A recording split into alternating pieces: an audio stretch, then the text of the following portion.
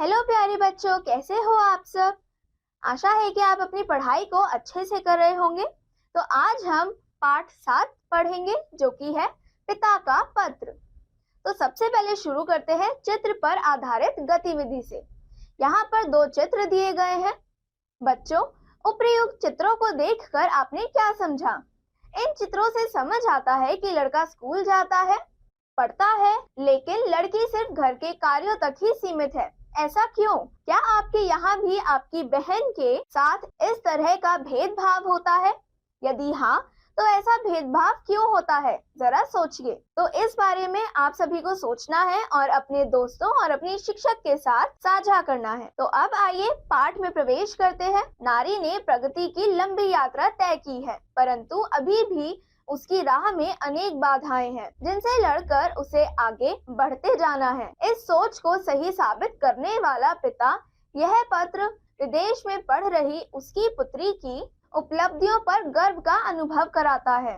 तो आइए शुरू करते हैं। H 3/286 ललितपुर 20 मार्च 2023। प्यारी बेटी कविता, स्नेह और प्यार। अभी यहाँ भारत में सुबह के 9:30 बजे है। वहाँ ऑस्ट्रेलिया में दिन के 2 बज रहे होंगे। मैं अपनी आराम कुर्सी पर बैठा साफ साफ देख रहा हूँ कि तुम एक बड़े समारोह में अपने दोस्तों के साथ बैठी हो। कुछ ही देर में वहाँ कार्यक्रम शुरू हो जाएगा। तुम्हारी बारी आएगी, तुम्हारा नाम बुलाया जाएगा, सारे हॉल तालियों से गूंज उठेगा। उद्घोषक बताएगा कि कैसे और कितनी मेहनत से कैंसर जैसी असाध्य बीमारी से लड़ने के लिए तुमने क्या क्या शोध किए। इसके बाद तुम्हें गोल्ड मेडल पहनाया जाएगा और एक बार फिर हॉल तालियों की गड़गड़ाहट से आंदोलित हो उठेगा। इस पूरी प्रक्रिया में किसी के भी मन में संभवतः यह सवाल नहीं उठेगा कि एक लड़की होकर तुमने यह उपलब्धि हासिल की है। लेकिन बेटी, मेरे मन में यह सवाल शुरू से था कि एक लड़की होकर ही तुम्हें आगे बढ़ना है, बहुत लंबा रास्ता तय करना है। आज मेरे लिए दोहरी खुशी का दिन है। एक तो यह कि तुमने और मैंने जो लक्ष्य मिलकर तय किया था पूरा हुआ, और दूसरा मेरे मन में बरसों से जो एक अपराध बोध पल रहा था, आज उससे मेरी मुक्ति का भी दिन है। बिटिया, आज मैं तुम्हें एक ऐसी लड़की की कहानी सुनाना चाहता हूँ जिसमें अनंत संभावनाएं थी, जो तुम्हारी तरह ही गुणी, बुद्धिमती और हौसले वाली लड़की थी। उस लड़की का नाम था निरुपमा। घर में प्यार से सब उसे छुटकी पुकारते थे। तुम चौंक गई ना? हाँ बेटी, यह तुम्हारी छुटकी बुआ की कहानी है, जिनका निरुपमा नाम कोई जानता ही नहीं। बहुत प्यारी थी मेरी बहन, हर काम बहुत जल्दी सीख लेती थी, पढ़ने में भी बहुत अच्छी थी। मैं और वह एक ही साथ गांव की पाठशाला और फिर माध्यमिक स्कूल में पढ़े थे। पढ़ाई के दौरान मैं सिर्फ पढ़ता था या फिर अपने दोस्तों के साथ खेलता कूदता घूमता फिरता रहता था। लेकिन छुटकी तो कभी खाली बैठती ही नहीं थी। माँ के काम में हाथ बटाती, पिताजी के नहाने के लिए गर्म पानी रखती, छत पर कपड़े सूखने डालती। यही नहीं, मैं भी पतंग उड़ाते समय चरखी पकड़ने के लिए या पतंग का मांझा बनवाने के लिए छुटकी को ही आवाज लगाता। बेटी, उस समय को जब मैं याद करता हूँ तो पाता हूँ कि मेरे सभी दोस्तों अभिषेक, अभय, राजेश के घरों में कमोबेश ऐसा ही माहौल था। सभी की बहनें छुटकी की तरह ही जीवन जी रही थी।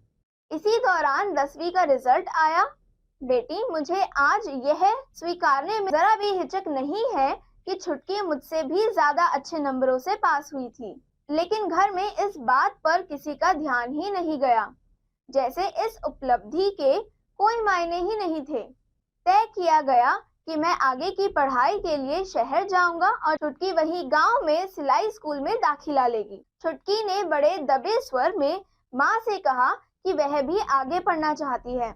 माँ ने और ज्यादा स्वर दबाकर पिताजी के सामने उसकी यह इच्छा रखी, पर पिताजी का दो टूक फैसला था। नहीं, उसने मुझसे भी कहा था, भैया मैं आगे पढ़ना चाहती हूँ, पर मेरे पास वक्त कहाँ था कि 2 मिनट रुककर उसकी बात पर ध्यान देता। बाद में अक्सर रात बेरात मेरे कानों में उसकी आवाज बजती थी, भैया मैं भी आगे पढ़ना चाहती हूँ। तुम्हें याद है कविता, बचपन में अक्सर तुम मुझसे पूछती थी कि पापा दुनिया कैसे बनी, और मैं कहता था एक लड़का था और एक लड़की, दोनों ने मिलकर घर बनाया, बाग लगाया, फसल उगाई, पुल बनाया, स्कूल चलाया और दुनिया बन गई। तुम तो विज्ञान की विद्यार्थी हो और जानती हो कि लड़की होना सिर्फ एक जैविक सच्चाई है। इस तथ्य को विज्ञान ने आज सिद्ध कर दिया है। अपनी बहन के संदर्भ में मैं यह तथ्य समझ नहीं पाया और मेरी योग्य बहन सिर्फ इसलिए कुछ नहीं बन पाई क्योंकि मैं उसे सिर्फ एक लड़की समझता रहा। लेकिन मैंने आगे चलकर भूल सुधार किया और तुम्हारे लिए एक सपना देखा जो आज पूरा हो रहा है। आज तुम्हारी उम्र 28 साल की हो गई है। मैं तुम्हारी जिंदगी के सारे निर्णय तुम पर छोड़ता हूँ। बेटी, जब तुम मास्क लगाकर कैंसर के जानलेवा सेल्स इकट्ठे करने के लिए अस्पताल घूमती हो तो मुझे तुम पर गर्व होता है। मैं मानता हूँ कि स्त्रियों के लिए आज भी बहुत कुछ नहीं बदला है। सदियों से जिन्हें समाज में कोई सकारात्मक और निर्णायक भूमिका नहीं दी गई, उनका समय बदलने में अभी वक्त लगेगा। कविता, तुमने लिखा था कि वहाँ का समाज भी कई स्तरों पर उनका अपमान करता है, लगभग उन्हें एक सजावटी वस्तु की तरह प्रस्तुत करता है। हमें दो तरह से लड़ाई लड़नी है, एक तो पुराने संस्कारों से, दूसरी इस नई उपभोक्ता संस्कृति से जो स्त्री के सम्मान को बार बार चोट पहुंचाती है। इस पर बाकी बातें अगली चिट्ठी में। आज तुम्हें यह सब कुछ लिखकर मेरे दिल का बोझ हल्का हो गया है। तुमने वर्जीनिया वुल्फ की जो किताब a room of one's own भेजी थी, उसे मैं पढ़ रहा हूँ। तुम्हारे सुखी और सार्थक जीवन के लिए एक पिता की तरफ से ढेर सारी शुभकामनाएं और प्यार। तुम्हारा पिता। पुनश्च अपनी एक फोटो गोल्ड मेडल लेते हुए नीरू बुआ को जरूर भेजना, उन्हें बहुत अच्छा लगेगा। तो अब देखते हैं शब्द वाटिका।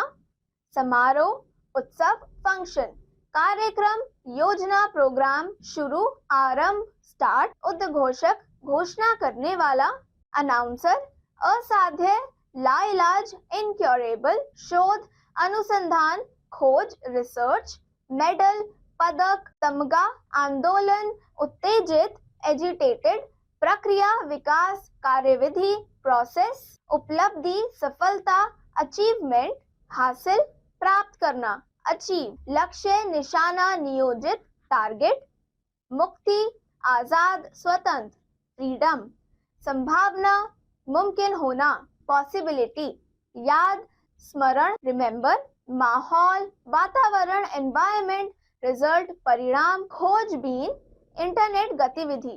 ऐसे कौन कौन से कार्य क्षेत्र हैं जहां महिलाओं को ही प्राथमिकता दी जाती है? इनकी जानकारी इंटरनेट से लें। तो बच्चों, इस बारे में आप घर जाके इंटरनेट पर सर्च करें और अगले दिन अपने शिक्षक के साथ चर्चा करें। दाखिला, प्रवेश लेना, एडमिशन, इच्छा, अभिलाषा, कामना, डिजायर, फैसला, निर्णय, डिसीजन, जैविक, बायोलॉजिक, ऑर्गेनिक, सिद्ध करना, साबित करना, प्रूव, सपना, स्वप्न, ख्याल करना, ड्रीम, गर्व, अभिमान, प्राउड, भूमिका, योगदान, रोल, अपमान, निरस्कार, तिरस्कार, बेइज्जत, इंसल्ट, प्रस्तुत, मौजूदा, हाजिर, प्रेजेंट, सार्थक, अर्थपूर्व, अनुकूल, मीनिंगफुल। अब देखते हैं नैतिक शिक्षा एवं मूल्य। आजकल लड़कियां क्या नहीं कर सकती?